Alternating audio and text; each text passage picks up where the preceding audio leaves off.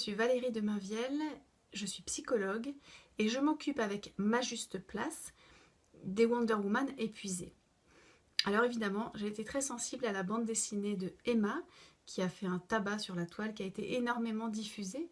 Pourquoi? Parce que sans doute, elle a été énormément appréciée par des femmes qui se sont reconnues dans la situation décrite dans cette bande dessinée, dont le thème était la charge mentale.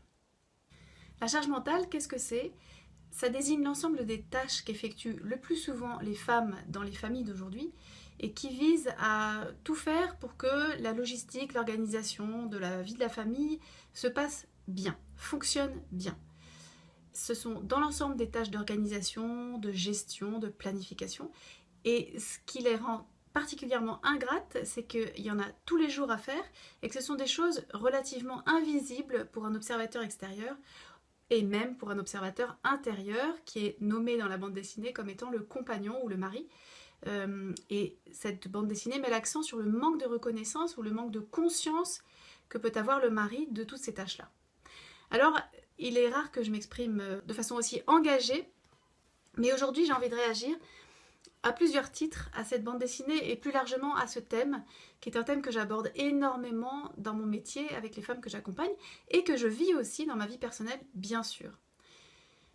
Je voudrais essayer de répondre à deux questions. D'abord, d'où elle vient cette charge mentale? Comment ça se fait que ce soit si présent dans chaque famille et que le succès de cette BD le prouve, tant de femmes y voient un problème? Première question. Deuxième question, comment faire pour résoudre cette histoire de charge mentale ou pour l'améliorer? Sachant qu'il n'y a pas de recette miracle, moi-même, dans ma famille, j'en fais souvent des discussions avec mon mari. Mais tout de même, il me semble qu'il y a une ouverture à trouver un peu plus large que ce que je trouve à la fin de cette bande dessinée qui, par ailleurs, a de nombreuses qualités, mais dont la conclusion me gêne. D'où ma prise de parole aujourd'hui.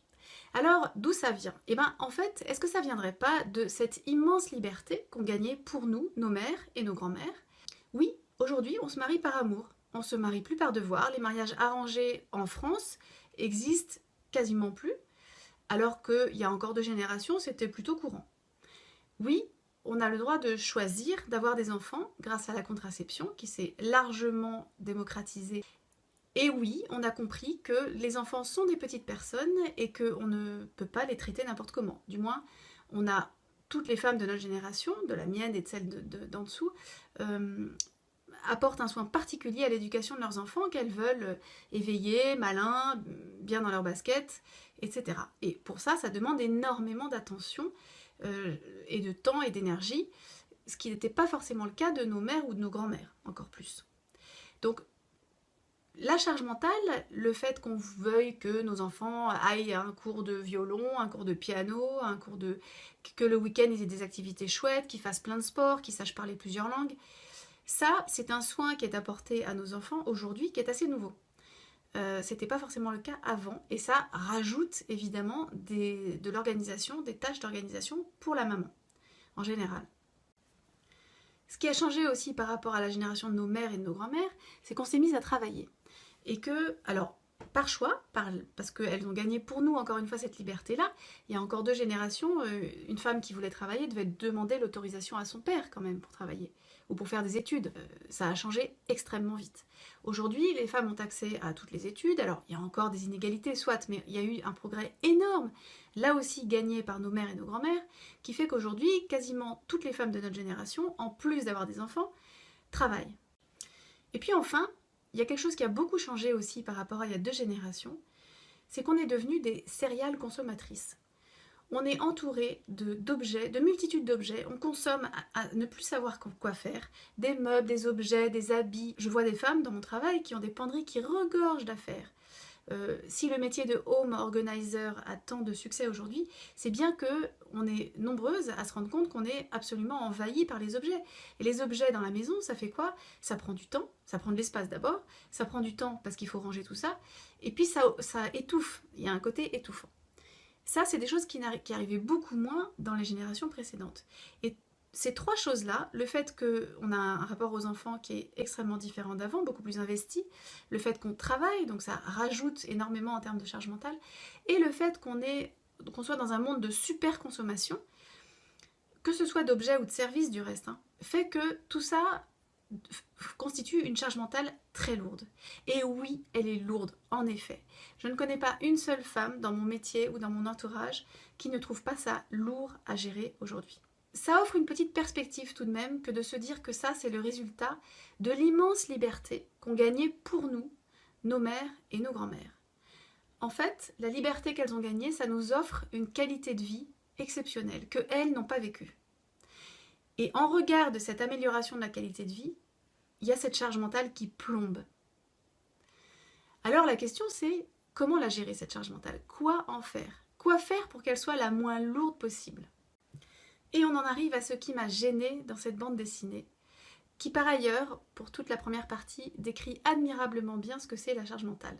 Mais arrivée à la fin, qu'est-ce qu'elle suggère cette bande dessinée? Elle suggère d'abord que les hommes changent. Alors, premier point où je ne suis pas d'accord. Elle suggère que les hommes changent en disant notamment ce serait bien que les hommes demandent à avoir un congé paternité. Mais pour qu'ils demandent à l'avoir, il faudrait peut-être qu'ils en aient envie. Est-ce qu'ils en ont envie? C'est pas du tout sûr. Ensuite, sur le plan éthique et philosophique, on pourrait dire, commencer par imaginer de changer une situation en disant la première chose à faire, c'est que les autres changent, en tout cas n'a jamais été très efficace. La première chose à faire quand on veut changer une situation, c'est se demander, à mon sens, quelle est ma part de responsabilité là-dedans et que puis-je faire pour améliorer les choses. Cette BD s'intitule « Fallait demander », en référence à cette phrase que l'homme dit à sa compagne. Elle lui dit « mais enfin j'ai tout fait, j'en peux plus, c'est trop en fait », et qu'il lui dit « mais enfin il fallait me demander, je t'aurais aidé ». Et la femme s'insurge contre ce « il fallait demander » en disant bah, « moi j'aurais bien aimé que tu te rendes compte tout seul et que tu prennes l'initiative de m'aider, que tu saches ce qu'il y avait à faire et que tu le fasses ». En poussant cette image un peu loin, qu'est-ce qu'on attendrait de nos maris ou de nos compagnons à ce moment-là? Voir votre mari passer l'aspirateur dès qu'il rentre du boulot, s'occuper des enfants, changer les couches, etc. Est-ce que c'est une image valorisante que vous attendez de votre mari? Moi, non, c'est une image qui me plaît pas du tout. Je suis pourtant la première à discuter de cette charge mentale avec mon mari en lui disant que je la trouve trop lourde, que j'aimerais qu'on revoie la répartition des tâches. Mais de là à le voir passer l'aspirateur, à sticker partout, non, pas du tout. C'est pas ça l'idée. Ensuite, il y a une deuxième question qui est quelle relation j'engage avec lui? Dans cette bande dessinée, on voit un mari parfois infantilisé. Alors infantilisé c'est un gros mot, mais en gros c'est-à-dire que la femme considère souvent que son mari ne sait pas faire ou qu'il va mal faire, que quand elle s'absente comme ça se passe dans la bande dessinée, son mari va l'appeler en disant mais qu'est-ce que je donne à manger aux petits? Alors ça aussi c'est une image que je trouve très dure pour les hommes, parce que ce qu'il faut voir, c'est que c'est pas forcément une incompétence notoire des hommes, c'est que pour un compagnon, qu'est-ce que va manger le petit? C'est pas très grave. Et aussi bien, il pourrait manger au resto chinois, vous voyez? Ce que les hommes reprochent souvent aux femmes, à juste titre, c'est qu'elles sont exigeantes et qu'elles disent toujours « Ah non, non, non, mais fais-le, mais attention, c'est pas comme ça qu'il faut faire. » Donc ils font les choses à leur façon, mais ils se reçoivent ensuite une avalanche de reproches. Et ça, ils le vivent très mal et ça se comprend. Donc la question c'est, quelle relation on met en place avec son mari? Est-ce qu'on fait confiance? Est-ce qu'on lâche du lest en disant il s'en occupera à sa façon et ce sera bien fait comme c'est fait? Et tant pis si la machine, si la lessive qu'il a faite a déteint. Ça arrive ma foi, ça m'arrive à moi aussi. Et tant pis si la petite est habillée en jaune, rouge et vert. Tant pis, c'est mon mari qui a fait les choses, c'est bien. Ça c'est une première chose. Quelle est la relation que je mets en place avec mon mari? Est-ce que je ne suis pas en train de l'infantiliser? J'ai une femme avec qui je travaille en ce moment qui me disait je me sens dans tel état d'esprit, j'aimerais bien entraîner mon mari pour qu'il se bouge un peu les fesses.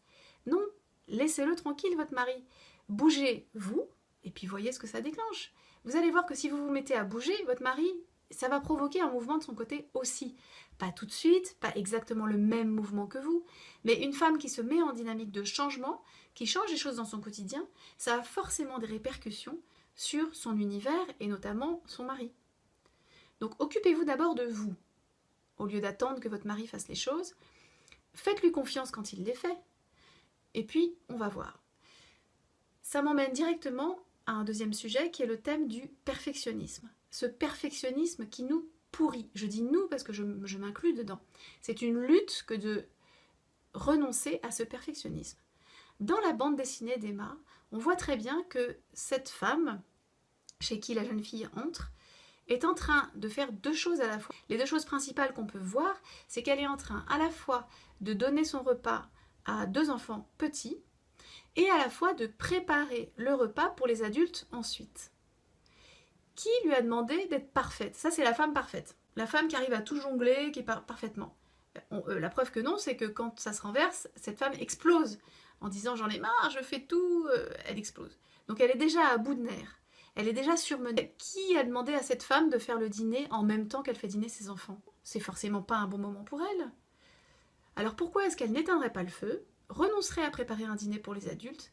Elle ne le fait pas. Elle va se concentrer sur le dîner des 2 enfants et essayer d'en profiter. C'est déjà pas gagné parce qu'il va y avoir des miettes partout, il y en a un qui veut pas manger, visiblement qui est fatigué, etc. Pourquoi ne pas se concentrer là-dessus? C'est déjà assez lourd à gérer. Et puis on verra après pour le dîner. Et vous, si vous lâchez du lest comme ça, vous allez voir peut-être que vous allez avoir des bonnes surprises. Cette image est frappante dans la bande dessinée parce qu'on voit cette femme qui se met la barre hyper haut, sans rien exprimer. Un homme, quand il n'a pas la frite, il fait pas ça. Il va se reposer, il s'allonge 2 minutes, il dit « je suis crevé ». Une femme, elle va se sentir crevée, mais faire quand même 1000 choses.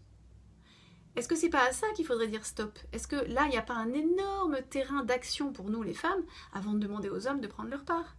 Enfin, le dernier point qui m'intéresse, c'est que quand on veut tout, et on est toutes dans ce cas-là, on veut une belle relation amoureuse en couple, on veut un boulot qui nous éclate, on veut des enfants éveillés, bien dans leur basket, on veut une vie sociale sympa, on veut une chouette maison, on veut tout. Alors, quand on veut tout, eh ben, on est obligé de s'organiser, de mettre des priorités et d'apprendre à s'écouter. Une des priorités, et c'est un aspect que je travaille beaucoup avec les femmes que j'accompagne, c'est vraiment, puisqu'on est le pilier de la famille, puisque c'est nous qui portons cette fameuse charge mentale, une de nos priorités, ça va être de soigner nos ressources, de connaître ce qui nous ressource et de nous en occuper. Quand on fait les agendas à la gestion du temps avec les femmes que j'accompagne, on place en premier dans la semaine les choses qui nous ressourcent. C'est aussi important que les contraintes scolaires, on va dire, enfin les contraintes horaires des écoles de vos enfants. Pour moi, ça a le même niveau d'importance dans l'agenda. Donc, priorisez. Alors, pour essayer de synthétiser cette longue vidéo, que pouvons-nous faire comme piste de solution? Déjà, occupons-nous de nous les femmes.